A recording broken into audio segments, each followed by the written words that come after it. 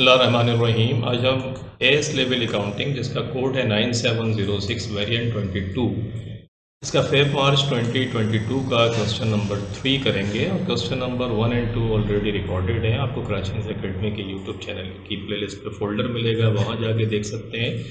इसके अलावा मई जून 2022 से लेके 2017 तक आई थिंक जितने विंटर और समर की जो अटैम्प्ट्स हैं वो सारे पेपर मैंने कराए हैं। अंडर वन रूफ इतना बड़ा रिसोर्स शायद ही किसी और जगह आपको मिले, तो जाके ज़रूर प्रैक्टिस करें। आपकी प्रैक्टिस, आप ये वीडियो देख रहे हैं, इसका मकसद है you are practising past papers.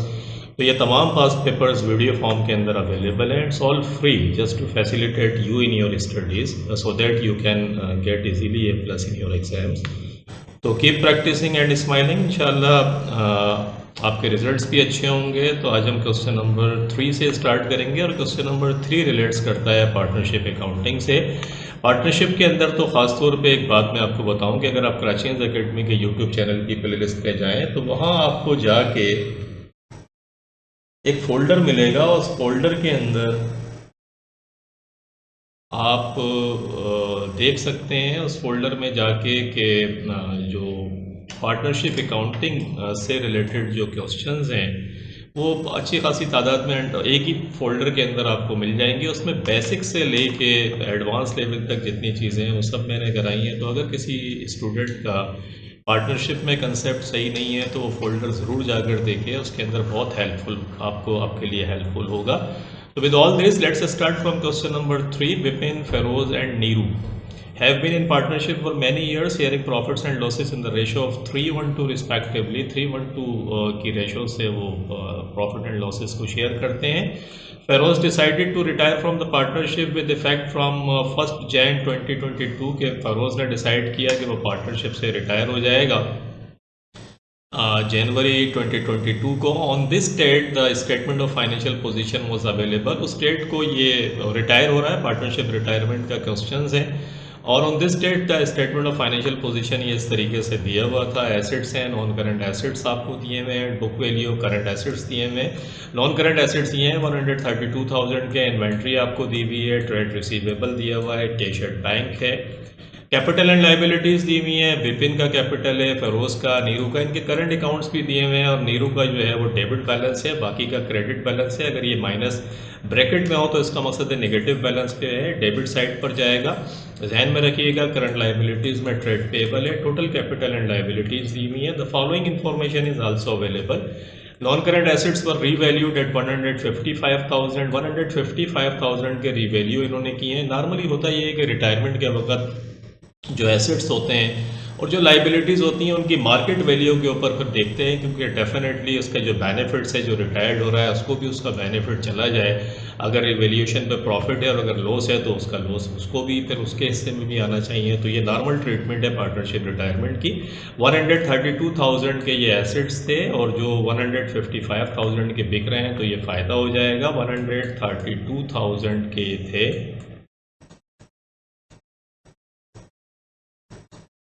और 155,000 के ये हो गए हैं। 155,000 माइनस 132,000, 23,000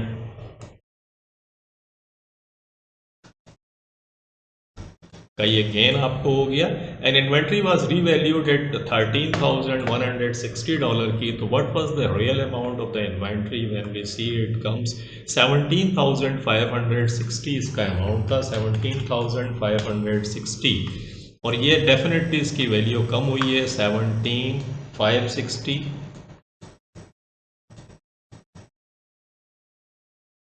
तो 17,560 में से अगर मैं माइनस कर दूं 13,160 तो व्हाट आई गेट 4,400। तो ये 4,400 का आपको लॉस हो गया, रिवैल्यूएशन के ऊपर लॉस है ये, और वो गेन है 23,000 का। तो 23,000 में से अगर ये लॉस में माइनस कर दूं तो 18,600 बचता है मेरे पास। 18,600 ये एक्चुअली आपको रिवैल्यूएशन के ऊपर क्या हुआ है, रिवैल्यूएशन के ऊपर आपको फ़ायदा हुआ है। This is the whole thing. ये रिवैल्यूएशन जब आपने निकाल लिया तो इनकी रेशो 3:1 थी।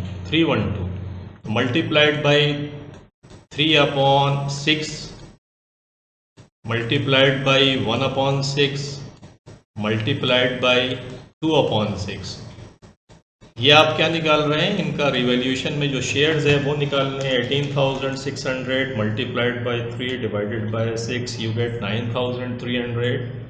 तो ये पहला वाला जो है इसके हिस्से में ये फ़ायदा आएगा 9,300 का।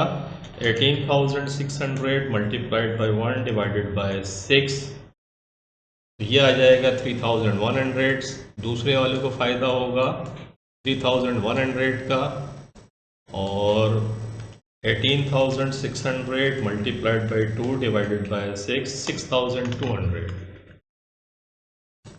तो ये रिवैल्यूएशन का एडवांटेज इनको मिलेगा। उसके बाद कहता है गुडविल वाज वैल्यूड एट 39,000 की goodwill it was agreed that a goodwill account was not to be maintained in the books of the partnership. Definitely they contributed in the business, और वो जो रिटायर्ड हो रहा है उसको इस रेपुटेशन का, जो गुडविल इंटेंजिबल एसेट्स होता है, उसका बेनिफिट होना चाहिए। तो उसके लिए 39,000 की गुडविल इन्होंने तय करी है, और 39,000 की गुडविल मेंटेन नहीं होगी। जब भी ऐसा कोई केस होता है तो जो 39,000 है वो इन तीनों के अंदर बटेंगे, डिस्ट्रीब्यूट होंगे, लेकिन जब इसको ख़त्म करेंगे, क्योंकि मेंटेन नहीं कर रहे हैं, तो जो बाकी के पार्टनर्स हैं वो इनको बेयर कर लेंगे आधा आधा, जो भी इनकी रेशो है उसके हिसाब से। तो 39,000 जो है वो आप देखें इनकी, और ये इनकी जो रेशो अब क्या होगी वो हम देखते हैं आगे। Nehru and Bipin and Nehru agreed to remain in partnership, share and profit and losses equally. अब उनकी रेशो चेंज हो गई है, वो कहते हैं कि इक्वली हम डिस्ट्रीब्यूट करेंगे। तो ये 39,000 की जो गुडविल आपके पास आ रही है, इसको भी वो पुरानी वाली रेशो से पहले आप डिस्ट्रीब्यूट कर दें। पुरानी रेशो आपको पता है 3/6 है, 1/6 है और 2/6 है। तो इससे आप निकाल लें इसको। 39,000 मल्टीप्लाइड बाई 3 डिवाइडेड बाई 6, तो 19,500 एक के हिस्से में आएगी, बिपिन के हिस्से में। उसके बाद 39,000 डिवाइडेड बाय 6 कर दें तो 6,500 ये बढ़ गया।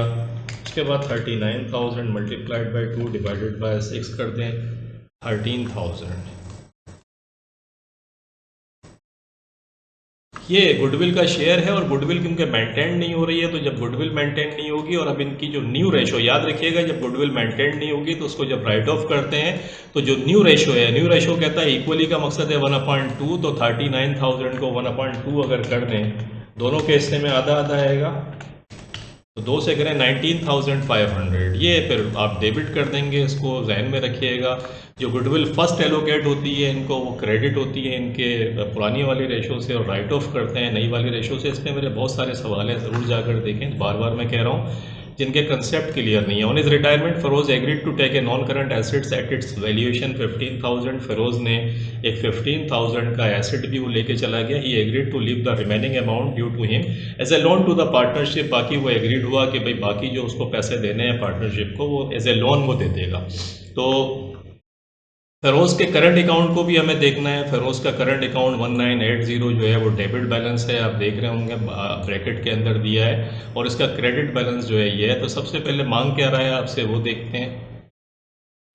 कहता है कि prepare on the next page the partners capital account to record the retirement of Feroz. Feroz के रिटायरमेंट को रिकॉर्ड करें, तो ये आपके पास आ गया कैपिटल अकाउंट बिपिन फेरोज नेहरू, बिपिन फेरोज नेहरू। ये बिपिन के कैपिटल अकाउंट, बिपिन फेरोज और नेहरू के करंट कैपिटल अकाउंट्स दिए हुए थे, ये आपने कैपिटल अकाउंट्स लिख दिया उठा के। और बिपिन का करंट अकाउंट, क्योंकि सॉरी फेरोज रिटायर हो रहा है तो बाकी तो रिटायर हो नहीं रहे हैं, तो फेरोज को क्योंकि हम क्लोज करेंगे, तो फेरोज का देख रहे होंगे आप कि डेबिट बैलेंस हमने करंट अकाउंट का जो था वो यहाँ लिख दिया। उसके बाद मैंने इन तीनों का आपको गुडविल रिवैल्यूएशन मैंने आपको करके बताई थी। देखें रिवैल्यूएशन जो है वो गेन हुआ है रिवैल्यूएशन का, तो ये रिवैल्यूएशन गेन आपके पास आ गया 9,300, 3,100, 6,200, ये हमने यहाँ निकाला था। 9,300, 3,001 और 6,200, ये देखें एज इट इज़ यहाँ पर आ गया। और गुडविल मैंने आपको बताई थी, गुडविल की एडजस्टमेंट भी आपने देखी किस तरीके से हमने करी थी। 19,100, 6,500 एंड 13,000, वो गुडविल भी आपके पास यहाँ आ गई। उसके बाद ये एक नॉन करंट एसेट्स 15,000 का लेके जा रहा है, तो हमने इसके अकाउंट को डेबिट कर दिया।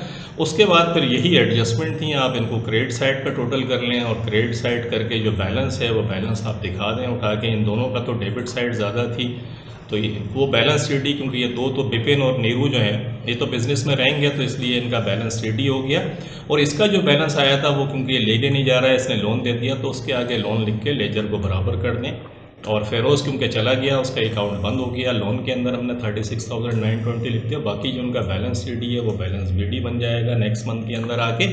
तो ये सिंपल ट्रीटमेंट थी इनके अकाउंट की, दो ही एडजस्टमेंट थी गुडविल की। अच्छा, गुडविल की एडजस्टमेंट ये क्रेडिट की थी और गुडविल की एडजस्टमेंट डेबिट क्या होगी वो मैंने आपको बताया था। नॉट टू बी मेंटेन का मकसद है गुडविल एडजस्टमेंट डेबिट हो जाएगी दो पार्टनर्स के दरमियान, बिपिन एंड नीरू के दरमियान, वो मैंने करके दिखाई थी 19,500 19,500। तो गुडविल की एडजस्टमेंट को जहन में रखिएगा, बाकी सिंपल है। उसके बाद आगे आए, क्या पूछता है वो आपसे।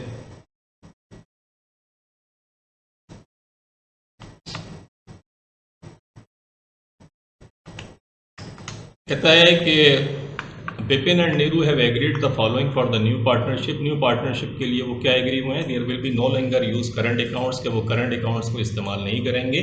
Each partners current account balance is to be transfer to the partners capital account, partner capital account के अंदर ट्रांसफर हो जाएगा। तो opening balance of their capital accounts are to be reflect their new profits and losses share ratio. Neeru was to introduce or withdraw funds in order to achieve this, के दोनों के क्योंकि profit and losses equally कर रहे हैं तो दोनों के कैपिटल इक्वल होना चाहिए। नीरू का कम है तो जितना कम होगा वो ले आएगा। Calculate the amount Neeru should introduce or withdraw, कितना अमाउंट होगा जो नीरू करे। तो देखिए इनके कैपिटल्स तो ऑलरेडी दिए हुए थे आपके पास, करंट अकाउंट के कैपिटल अकाउंट्स के बैलेंस तो हैं ऑलरेडी। कैपिटल अकाउंट्स के बैलेंस की बैलेंस शीट BD जो है 81,300 नीरू का है, बिपिन का है, और बाकी नीरू का 56,000 है। तो यहाँ से लिखिएगा ये जो अब जो बैलेंसेज आए वो लिख दिया आपने। करंट अकाउंट के बैलेंसेज सवाल में दिए हुए थे, इसका क्रेडिट था वो क्रेडिट में आ गया, इसका डेबिट था ब्रैकेट में आ गया। जब आपने प्लस माइनस करा तो बिपिन का कैपिटल 85,540 है और नीरू का आ रहा है 53,000। तो डिफरेंस पूरा करने के लिए 31,590 नीरू को लगाने पड़ेंगे ताकि इसका कैपिटल भी 85,540 जो बिपिन का कैपिटल है उसके बराबर आ जाए। तो दिस इज़ ऑल, ये बड़ा सिंपल था। आपने जो निकाला था उसी को आपने शो करके और क्या करंट अकाउंट्स दिए हुए थे वो आपने लिख दिए। उसके बाद कहता है कि explain one reason for valuing goodwill when a partner retires. तो बड़ी इंपॉर्टेंट रीज़न है कि जो जितना उस पार्टनर का कंट्रीब्यूशन रहा है बिजनेस के अंदर, उसने डेफिनेटली इसको बिल्ड किया है, ये एम्पायर बनी थी, तो उसका रिजल्ट उसको मिलना चाहिए। उसका advantage, it will ensure retiring partner is rewarded for his or her contribution to the success of the business, के बिजनेस जो सक्सेस हुआ है उसमें उसका कंट्रीब्यूशन उसको मिलना चाहिए, तो इसलिए गुडविल रिकॉर्ड होती है। आगे कहता है कि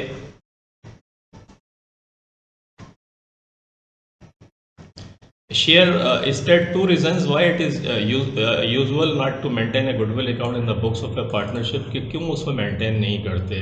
तो मेंटेन इसलिए नहीं करते, एक तो बड़ा जजमेंटल होता है ये, कि ये जो हमने कैलकुलेट किया एक जजमेंट की बेसिस के ऊपर इसको कैलकुलेट करते हैं और सब्जेक्टिव होती है। दूसरा ये कि to apply the going concern, अभी बिजनेस क्योंकि बंद तो हो नहीं रहा है, जब बंद होगा तो उस वक्त गुडविल कैलकुलेट करेंगे। गोइंग कंसर्न कंसेप्ट ये कहता है कि आप कंटिन्यू आपका बिजनेस रहेगा तो गुडविल अभी से क्यों कैलकुलेट कर रहे हैं, जब बिजनेस चल रहा है तो मज़ीद रेपुटेशन की वजह से गुडविल आपकी बढ़ेगी over a period of time. तो जब रिटायर्ड होंगे कोई या बिजनेस बंद हो रहा होगा जब कैलकुलेट कर लेंगे। वैल्यू में फ्लक्चुएट, डेफिनेटली ये वैल्यू फ्लक्चुएट करेगी, हो सकता है रेपुटेशन ख़राब हो जाए तो गुडविल आगे जाके कम भी हो सकती है। तो विद ऑल दिस ये आपका क्वेश्चन भी ख़त्म हुआ, होप आपकी समझ आया होगा। मिलते हैं इंशाल्लाह फिर नेक्स्ट क्वेश्चन के साथ, जो आखिरी सवाल है इसका, आपके एग्ज़ाम भी बिल्कुल करीब आ गए हैं। तो keep practising and smiling, take care, अपना बहुत ख्याल रखिएगा, अल्लाह हाफ़िज़।